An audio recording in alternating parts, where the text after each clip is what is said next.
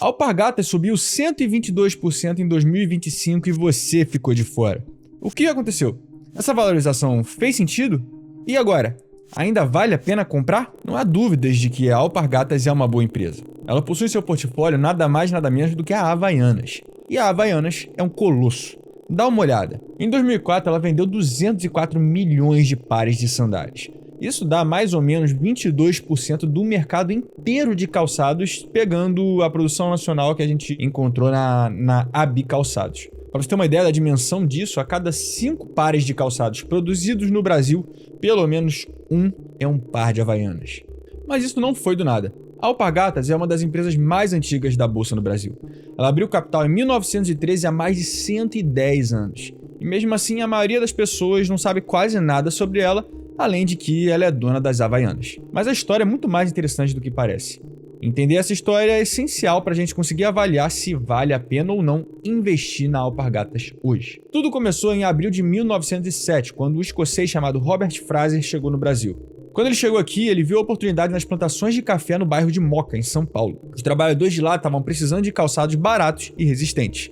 Então ele foi lá e criou a Alpargatas Roda, que é um calçado de lona com um solado de corda perfeito para quem trabalhava no campo. E aí a empresa começou a crescer rápido. Além dos calçados, ele começou a produzir lonas de algodão impermeáveis para secagem de grãos de café. Aí em 1913, apenas 6 anos depois de ser fundada, a empresa já estava na bolsa. É claro que essa foto aí não é do IPO na época, é do follow-on em 2022, mas eu não tinha uma foto da época, então usei essa aí mesmo. Enfim, mesmo sendo uma das empresas listadas mais antigas no Brasil, a grande virada vem em 1962. Naquele ano, a Alpargatas lançou um produto inspirado nas sandálias japonesas chamadas Zori. Essas sandálias eram simples, de borracha e com tiras de tecido. Nome? Havaianas. E logo a sandália começou a fazer parte da rotina do brasileiro. Como o produto sempre teve um custo de fabricação muito baixo, sendo feito quase exclusivamente de borracha, surgiram várias empresas tentando copiar os chinelos. Em resposta, a Alpargatas começou uma feroz campanha de marketing desqualificando os produtos da concorrência. Já que a legislação sobre a concorrência e propaganda naquela época era ínfima, os ataques corriam livremente. O bullying foi tão grande que uma dessas concorrentes, que era chamada de fajuta, entrou para o dicionário como sinônimo de má qualidade. Hoje praticamente ninguém sabe que a origem da palavra vem daí. Enfim, com baixo preço e com a dificuldade das concorrentes de penetrar essa barreira de marketing na empresa, os chinelos se popularizavam. Só que os chinelos, por serem baratos demais, ficaram com fama de serem produtos voltados para a renda baixa. O slogan da época era técnico. Havaianas não deformam, não soltam as tiras e não tem cheiro. Chegou num ponto em que os chinelos chegaram a ter os preços tabelados junto com os básicos na década de 80. E isso, obviamente, foi horrível para a Alpargatas, já que enquanto o preço das sandálias estava congelado, o da borracha e dos demais custos de produção continuavam a subir. E aí, em 1995, o ano que o Plano Real entrou em vigência, a Alpargatas estava praticamente quebrada. Não tinha dinheiro nem para pagar os funcionários. Mas aí veio a virada com a coisa mais brasileira possível, o futebol. Um tiro certeiro, a edição comemorativa das sandálias em homenagem à final da Copa do Mundo entre Brasil e França virou febre. Mesmo tendo perdido de 3-0, as pessoas continuaram comprando o modelo e hoje ninguém mais associa essa sandália com as faixas na lateral e com a bandeirinha do Brasil na tira com esse fatídico dia da Copa do Mundo. E isso funcionou. De lá pra cá, a marca se tornou a queridinha dos brasileiros e depois do mundo. Celebridades ao redor do mundo inteiro começaram a aparecer usando as Havaianas. Mas essa história não é exatamente um conto de fadas. Ao longo das décadas, a empresa foi acumulando um portfólio enorme de marcas. E eu vou te mostrar isso aqui. Tinha Dupé, a concorrente popular da Havaianas. Tinha Conga, Quixute, Bamba. No segmento esportivo, a Alpargatas também era uma potência. Ela tinha a Topper, que por anos vestiu times como Botafogo, Guarani. Também tinha a Rainha, que ficou mais conhecida pelo tênis de futsal. Ela tinha o licenciamento da Mizuno, marca japonesa famosa pelos tênis de corrida, que hoje pertence à Vulcabras. E ela não parava por aí. Em 97, a empresa pegou a licença da Timberland para produzir aqui no Brasil. Em 2012, comprou 30% da Osklin e ainda tinha a 7 Léguas, que é uma marca de botas, e a Mega Shop, que é uma rede de outlet. Era muita coisa. E eu acho que nessa imagem aqui dá para ter uma ideia da quantidade de marcas que tinha dentro da Alpargatas. O problema é que, tirando as Havaianas, nenhuma dessas marcas dava dinheiro de verdade para a empresa. A Topper e a Rainha passaram por um turnaround, mas atingiram um limite de crescimento e travaram. A Mizuno faturava 444 milhões por ano, mas não era o core business da empresa. A Osklin, por sua vez, nunca deu lucro para a Alpargatas. Mas e por que a empresa foi acumulando tudo isso de marca ao longo dos anos? Isso aconteceu porque durante muito tempo a meta dos executivos estava atrelada à receita. Quanto maior o faturamento, maior a remuneração. Então fazia sentido comprar várias marcas mesmo que elas não dessem resultado. Crescia a receita, crescia bônus. E aí isso mudou em 2014, quando as metas passaram a ser atreladas ao aumento de margem e geração de caixa. O resultado? A empresa começou a se livrar dessa legião de marca. A limpeza começou em 2015, quando Márcio Utti, que era CEO na época, começou vendendo a Topper e a Rainha para o empresário Carlos Wizard por 48,7 milhões. No comunicado, Utti diz que as marcas tinham atingido o limite de expansão dentro da estrutura da Alpargatas, o que está mais para um jeito educado de dizer que não fazia sentido continuar investindo nelas. Acontece que essa reestruturação de Utti tinha prazo de validade. Em 2018, após 15 anos como CEO e 21 anos na companhia, ele anunciou a saída dele. Oficialmente, essa mudança coincidiu com o aniversário dele de 60 anos de idade, que era a idade limite para ficar no cargo. Mas tinha algo mais no meio disso tudo. Tinha um distanciamento que vinha crescendo entre Utti e os novos controladores da empresa. A Alpargatas tinha passado por uma reviravolta societária. Depois do escândalo da Lava Jato, que abalou a Camargo Corrêa em 2015, o grupo foi obrigado a vender ativos e pagar multa. E nisso, a Alpargatas foi vendida para a JF Investimentos por 2,7 bilhões de reais. Depois, em 2017, o controle mudou de novo para um trio: Camburri Investimentos, Brasil Warrant e Itaúsa. Com novos donos e uma empresa transformada, a receita já tinha dobrado para 4 bilhões e a Alpargatas se consolidou como a maior fabricante de calçados da América do Sul. Mas era hora de uma nova liderança. No dia 1º de janeiro de 2019, Roberto Funari assumiu o comando. Funari veio da Reckitt Benckiser, que era uma multinacional britânica de produtos de limpeza e higiene. Ele trouxe uma mentalidade diferente. A ideia dele era transformar a Alpargatas numa powerhouse de marcas globais. A estratégia era baseada em 4 pilares: global, inovadora, digital e sustentável. E para executar essa visão, ele fez movimentos em 2 direções. Primeiro, ele continuou a limpeza que Utti tinha começado. Em setembro de 2020, ele vendeu a operação da Mizuno no Brasil para a Vulcabras por 200 milhões. E a justificativa dele era concentrar a energia nas marcas próprias. Aí, em abril de 2022, ele vendeu 60% que tinha da Osklen para o grupo DAS, dono da Fila e da Umbro, por 400 milhões. Para vocês terem uma ideia, a Alpargatas tinha comprado a Osklen por 318 milhões lá em 2012. Corrigindo isso pelo CDI, isso daria um valor de 550 milhões. Então, como vocês podem ver, eles venderam por um preço bem baixo. Mas ao mesmo tempo em que ele limpava o portfólio, Funari fez as compras. Em 2021, ele comprou a Oasis, que é uma empresa mineira de software, por 200 milhões. A ideia era basicamente criar um e-commerce global proprietário para conseguir ter controle da plataforma. Mas a grande tacada veio em dezembro daquele ano. No dia 20 de dezembro de 2021, a Alpargatas anunciou a compra de 49,9% da Roots, uma marca californiana de calçados sustentáveis. O preço? 475 milhões de dólares, que dava cerca de 2,7 bilhões na época. Mas o que é a Roots? A Roots foi fundada em 2016 em São Francisco com a proposta de fazer calçados sustentáveis usando garrafas PET recicladas. A sola é de borracha biodegradável. E não é um produto barato. O preço médio de um par da Roots é de 125 dólares, que dá quase 700 reais na cotação atual. É um posicionamento completamente diferente da Havaianas. A marca era nativa digital. Ela tinha 98% das vendas diretamente do e-commerce. Ela só tinha 8 lojas físicas. E o público era fiel. Dos 2 milhões de clientes, 40% tinham mais de um par. Para a Alpargatas, a lógica era que as marcas se complementavam. A Havaianas é um calçado aberto. A Roots é um calçado fechado. A Havaianas é democrática. A Roots é premium. A Havaianas é forte no Brasil. A Roots ela tem presença nos Estados Unidos e na Europa. E tem mais, a transação foi estruturada em 2 etapas. Primeiro, 200 milhões de dólares de aporte primário para crescimento na empresa. Depois, 275 milhões de oferta secundária para comprar a participação dos fundadores. Nisso, a Alpargatas garantiu 4 das 9 cadeiras no conselho da empresa. Além disso, ela ainda tinha a opção de comprar os 50,1% restantes no 4º aniversário da transação.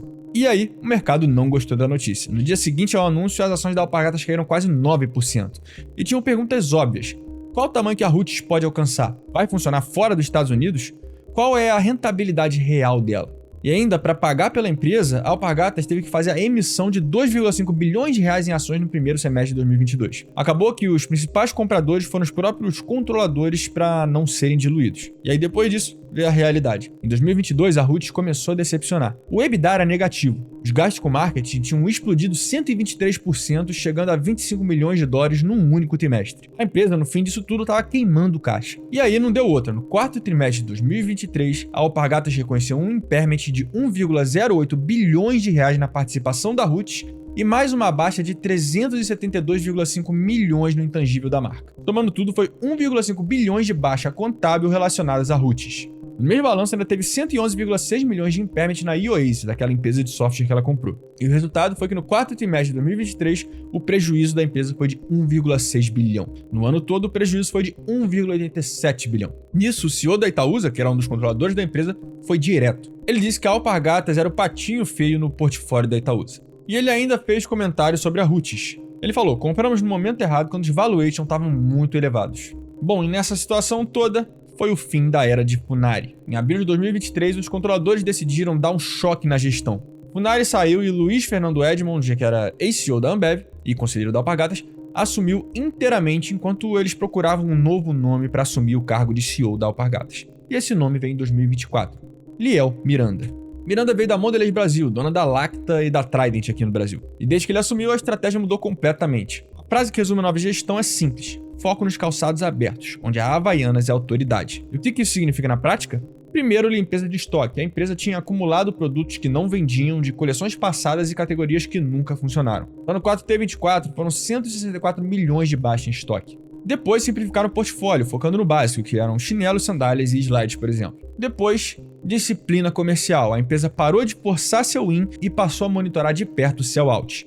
Se o produto não gira na ponta, não adianta nada empurrar para a loja. E por fim, controle de despesas. O SG&A foi reduzido de forma estrutural, não só cortando marketing. E para fechar, em novembro de 2025, a Alpargatas anunciou que não ia exercer aquela opção para comprar o restante das opções da Roots. Ela vai ficar só com aqueles 49,2% que ela já tem.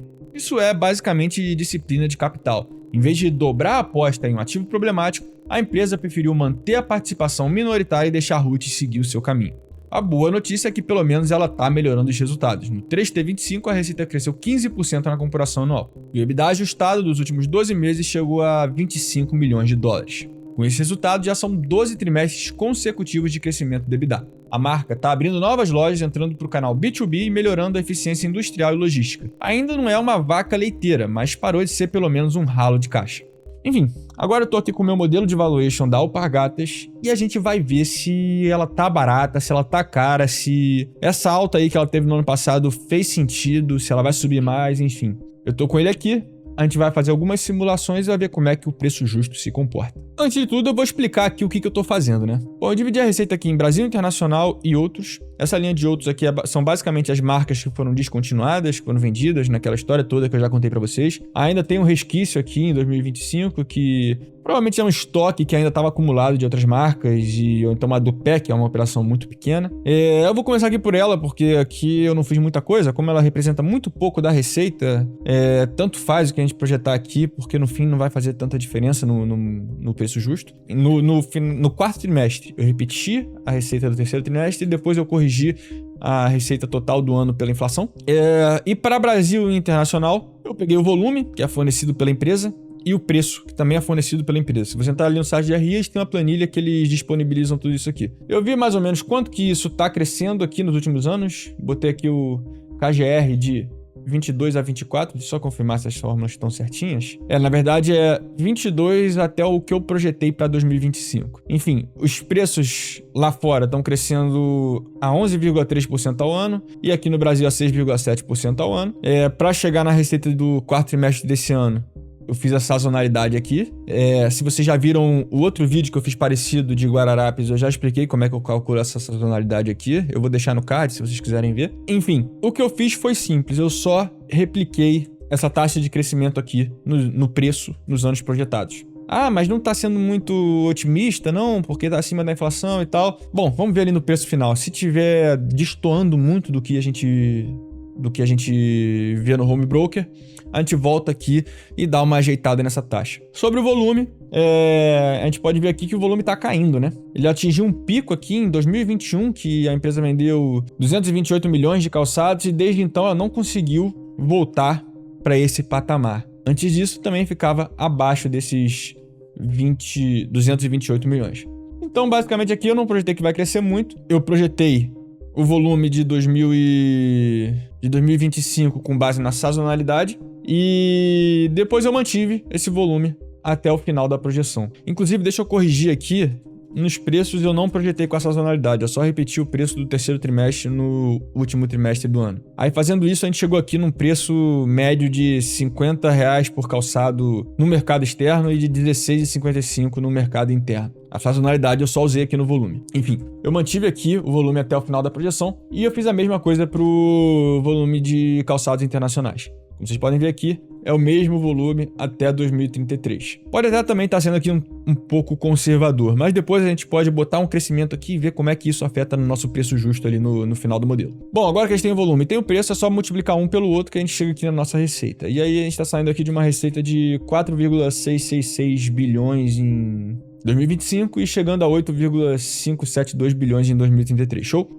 Aqui embaixo também eu projetei os incentivos fiscais que a empresa tem. Aqui eu já estou considerando a transição do ICMS na reforma tributária, que vai entrar aqueles novos incentivos que são ICS e CBS, se não me engano, eu misturo essas letras todas. Mas enfim, basicamente o ICMS vai começar a sumir de forma gradual a partir de 2029, e com isso os incentivos eles vão começar a cair. Em 2029 a empresa vai receber 90% do que ela receberia de incentivos, isso vai caindo 10 pontos percentuais até 2032, e em 2033 os incentivos somem completamente. Só que nisso vai ter um fundo de compensação que ainda não deixaram claro quanto que ele vai compensar desses incentivos que faltam. Eu assumi que ele vai compensar 50% do incentivo perdido. E aí, fazendo isso, a gente chega aqui na receita. Então, como vocês podem ver aqui, considerando esse fim dos incentivos, a receita aqui vai sair aqui daquele mesmo ponto de 4,666 bilhões. E no final da projeção, ao invés de 8,5 bilhões, fica em 7,8 bilhões. Bom, fazendo isso, a gente pode vir aqui para essa aba da DRE mais DCF. E aqui é onde a gente projeta as despesas, custos e as margens da empresa, né? Bom, aqui para o quarto trimestre eu fui até otimista, eu usei a mesma margem do segundo trimestre de 2025.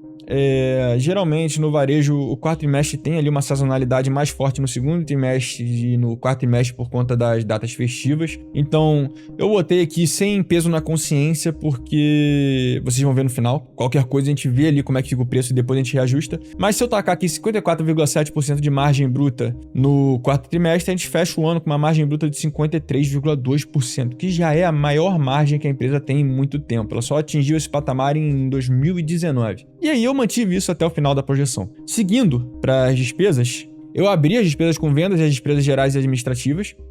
Eu zerei todas essas outras linhas aqui. Basicamente, eu estou dizendo que a RUT não vai mais gerar resultado para a empresa. Que os outros, apesar de eles sempre existirem, eu botei que eles não vão existir no quarto trimestre, até porque tem muita coisa aqui que é não recorrente. A gente abre isso no nosso modelo. Quem é nosso assinante pode ter acesso a essa planilha aqui. Aí é só me pedir que eu mando. Eu zerei aqui porque é realmente muita coisa e não valia a pena eu projetar cada linha dessas. Depois vocês vão ver também o resultado ali no final. Enfim, eu projetei que as despesas com vendas vão ser as mesmas aqui do 3T25 e que as despesas gerais com administrativas vão ser as mesmas do 3T25 também. Fazendo isso aqui, a gente fecha com umas despesas e receitas operacionais que representam 31,9% da receita líquida da empresa, o que é bem conservador, né? Eu estou projetando aqui que tem uma baita alavancagem operacional no quarto T. Geralmente até tem, mas não necessariamente nessa dimensão. Enfim, fazendo isso, a gente fecha o ano com uma despesa que representa 37,4% da receita líquida da empresa. E aí, eu peguei essas despesas que a gente chegou aqui para o final de 2025, joguei para perpetuidade, e fazendo isso, a gente chega em umas despesas que representam mais ou menos 34,4% da receita líquida em todos os anos projetados. Pegando essa despesa e somando a lucro bruto, a gente chega no nosso EBIT, que ficou aqui em mais ou menos 1 bi até 1,5 bi no final da projeção, que dá uma margem aqui de quase 20%, uma margem EBIT de quase 20%, que é bem alta. A empresa já conseguiu atingir esse patamar aqui nesses anos de 2017 a 2020, mais ou menos. Então pode ser que eu não esteja sendo tão otimista assim. Mas beleza, vamos seguir aqui com essa margem EBIT. Descendo aqui, eu projetei a alíquota de imposto de renda da empresa. Ela é menor porque a empresa ela tem incentivos de isenção de imposto de renda. Eu fui tirando eles aqui ao longo da projeção e ela fecha em 34% do EBIT na perpetuidade. Bom, fazendo isso, tirando aqui tudo que a empresa reinveste, CAPEX, a depreciação e amortização, devolvendo a depreciação do arrendamento para o NOPAT, eu chego aqui no nosso fluxo de caixa. Eu usei um WSC aqui de aproximadamente 20%. E aí, somando todos os nossos fluxos de caixa descontados, a gente chega nesse valor aqui para a empresa, de 5,2 bilhões. Mas como a gente está fazendo o free cash flow da firma, a gente tem que tirar aqui ainda a dívida e somar os ativos não operacionais e o valor da Roots. Basicamente, eu usei o valor da Roots aqui, o valor contábil que está lá, né, na demonstração financeira da empresa, que é 723 milhões de reais. Eu até poderia fazer o valuation aqui, né, dela, mas como vocês podem ver, o preço aqui da ação preferencial já está em R$ 9,00 e o preço da ação ordinária está em R$ 8,2. A ação hoje está sendo negociada aqui a aproximadamente R$ 10,00. Então, mesmo com essas premissas que a gente está usando hoje, o nosso modelo não está dando um retorno interessante. Mas aí vamos ver aqui se a Roots impacta muito esse modelo. Hoje ela está sendo negociada isso aqui. Eu vou basicamente pegar esse valor aqui e multiplicar por 2. Bom, ainda fazendo isso, a gente não vê um upside relevante para a empresa, ficando aqui com um downside de 13%. Mas eu ainda falei para vocês que a gente poderia mexer ali nas projeções da receita, de volume, de preço, para ver o quanto que isso impactaria, né? Então vamos lá. Eu tô aqui nessa aba. Como eu falei para vocês, eu deixei o volume constante ao longo dos anos. Então vamos fazer o seguinte. Eu vou colocar aqui que esse volume vai crescer 10% ao ano até a perpetuidade. Primeiro, vamos fazer com o Brasil, que é o mais relevante, né? Botei aqui que vai crescer 10%. A nossa receita final foi para 15 bilhões, né? Ela estava em 8,5 bilhões, tirando os incentivos, ela fica em 14 bilhões. 6 bilhões de diferença. E aí, nesse cenário, a gente vê um upside relevante. Então talvez eu possa ter exagerado, né? Porque se a gente coloca esse crescimento no volume de 10%, ele fecha aqui quase que o dobro do que ela já conseguiu até hoje, né? Então, eu vou colocar aqui 5%. Aí fica mais ou menos no preço ali que está sendo negociada hoje. Então, basicamente, para ficar ali no preço que a gente está vendo ela sendo negociada hoje, a Roots tem que dobrar o preço dela, o valor dela. O volume tem que crescer pelo menos 5% ao ano, sendo que ele não cresceu isso pelos últimos 10 anos. Ou seja, tem que ser extremamente otimista. Como a gente já viu ali na DRE mais DCF, nessa segunda aba aqui, eu já fui até bem otimista com as despesas. Então, dando uma olhada aqui no modelo, para a gente esperar que a Alpargatas dê um retorno muito acima do que ela já deu até agora, a gente tem que ser bem otimista. Isso, é claro, considerando os juros nos níveis atuais, porque o nosso WACC de 20% está considerando os juros aqui no nível de 13,6% a 13,7%. Isso aqui a gente pega da curva. É claro que se os juros caírem, o nosso preço justo vai aumentar. Só que, assim como o preço justo da Alpargatas vai aumentar, o da bolsa inteira também vai aumentar. Então é legal a gente ver isso aqui para saber quais são as ações que, mesmo num cenário de juros altos como o atual, ainda tenham um potencial de retorno interessante. Quando os juros caírem, essas ações provavelmente vão ter um potencial ainda maior. E é nelas que a gente quer investir. Então, dito isso, parece que a Alpargatas não está com um preço assim tão legal para comprar agora. E aquela alta que a gente viu de 123% no ano passado fez sentido se você acreditou na reestruturação de Lionel Miranda. Porque se você não tivesse considerado que ele ia conseguir entregar essas margens aqui mais altas em 2025, dificilmente o seu valuation teria dado um preço justo interessante. Bom, era basicamente isso que eu tinha para hoje. Se vocês estão gostando desse tipo de vídeo, vocês me falem que eu continuo, eu posso pegar outras empresas, sugiram aqui empresas para eu fazer o valuation. Só deixar comentado aqui embaixo que eu vou ler e se eu achar interessante, eu pego a empresa e analiso aqui com vocês. Abraço!